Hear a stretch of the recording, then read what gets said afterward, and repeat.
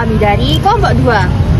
Hari ini kami melakukan quiz study di Museum Brawijaya Kota Malang untuk mendalami nilai cinta tanah air dan juga bela negara.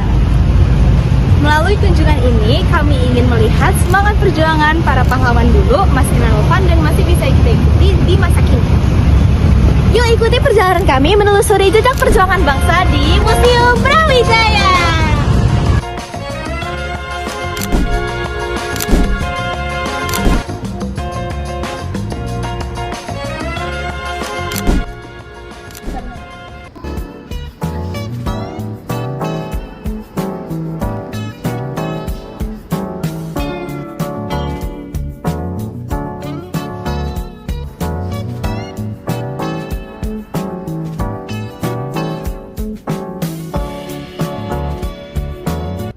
Museum Brawijaya diresmikan pada tahun 1998. Museum ini menyimpan koleksi berbagai perjuangan rakyat Jawa Timur untuk mempertahankan kemerdekaan Indonesia.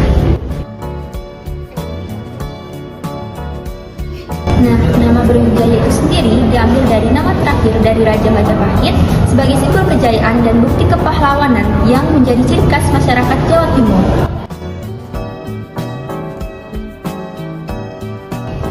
Di dalamnya terdapat ratusan koleksi bersejarah seperti senjata, seragam militer, peta operasi, hingga kendaraan yang digunakan saat revolusi. Setiap benda di museum ini bukan hanya sekadar artefak biasa, tetapi juga sebagai bukti nyata perjuangan dan juga pengorbanan para pahlawan bangsa.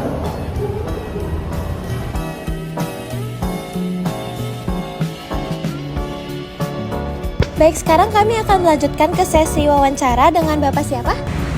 Saya Bapak Domingus.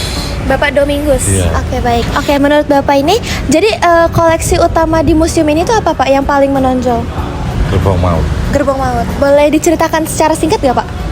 Gerbong Maut itu adalah peristiwa ketika agresi militer pertama Belanda. Hal ini terjadi ketika Belanda dalam pendaratan di Pasir Putih terus menuju ke kota Bondowoso, terjadi pertempuran. Karena kalah persenjataan, banyak TNI dan masyarakat pejuang itu ditangkap oleh Belanda. Karena ditangkap oleh Belanda, dalam penjara di kota Bondowoso itu akhirnya terjadi overkapasitas penuh. Akhirnya pihak Belanda berencana untuk memindahkan tahanan dari kota Bondowoso menuju ke kota Surabaya. Dan tahanan itu sejumlah 100 orang. Dalam satu gerbong Pak? Bukan. Ada 3 gerbong. Ada 3 gerbong. Ya, 3 gerbong. Gerbong yang pertama itu 30 orang, gerbong yang kedua 32 orang, gerbong yang ketiga yang gerbong maut itu 38. Oh, paling banyak. Dari penjara Bondowoso dibawa ke penjara Puputan di Jalan Kobren, Surabaya. Sekarang kalau sampai pernah dari Surabaya itu ada penjara, sekarang ditempati pasar-pasar penjara itu kosong. Itu dari situ, dari perjalanan itu selama 16 jam mereka bukan diangkut oleh kereta gerbong penumpang, tetap melainkan dengan gerbong barang. Dibawa dari Bondowoso menuju ke Surabaya, durasi perjalanannya selama 16 jam. Karena gerbong barang, mereka tidak masuk pada stasiun untuk penumpangan, untuk tempat penumpang turun, karena barang mereka ditaruh di batas langsir, ditaruh di luar, jadi mereka kepanasan. Mereka menderita. Ketika sampai di Surabaya, mereka disuruh turun. 38 orang yang di gerbong yang di sini ini gugur semua. Meninggal semua. Karena kepanasan itu? Karena kepanasan dan dehidrasi tadi. Akhirnya mereka dimakamkan untuk sementara di Sidoarjo. Ketika kita setelah penyerahan kedaulatan, mereka akhirnya dipindah ke Taman Makam Pahlawan yang ada di kota. Selain dari yang gerbong maut itu, ada apa lagi Pak koleksi di sini Pak? Koleksi di sini di depan itu Mbak, itu namanya Taman Senjata Api. Itu diperoleh ketika peristiwa 10 November 1945. Itu di depan itu ada 2 bom double loop, 1 tank Jepang namanya tank Jiha. Di sebelah sana ya? Ya, terus 1 penangkis serangan udara yang dipertahankan oleh Kopral II. Itu, Mbak.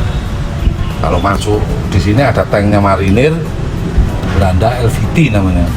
Itu ketika mereka menembaki para pelajar yang ada di Kota Malang untuk mempertahankan kemerdekaan. Peristiwanya sama pada agresi militer pertama Belanda. Menurut Bapak nih, dengan adanya museum ini, apa harapan Bapak kepada generasi muda yang sekarang yang mungkin belum tahu banyak soal sejarah kan ya? Nah, harapan saya ketika Anda dalam masa integrasi di kampus ini, Anda datang ke sini sebagai seorang mahasiswa, mereka berjuang memberikan sumbangsi kepada bangsa dan negara ini dengan senjata. Nah, sampai dengan apa? Itu biar menjadi sampai datang ke sini ini menjadi perenungan kepada sampean apa yang harus saya sumbangkan kepada bangsa dan negara saya. Itu saja. Jadi museum ini berdiri tujuannya untuk memberikan nilai-nilai perjuangan kepada generasi muda. Itu maksud dan tujuan. Terima kasih ya Bapak atas kesempatannya. Terima kasih banyak Pak.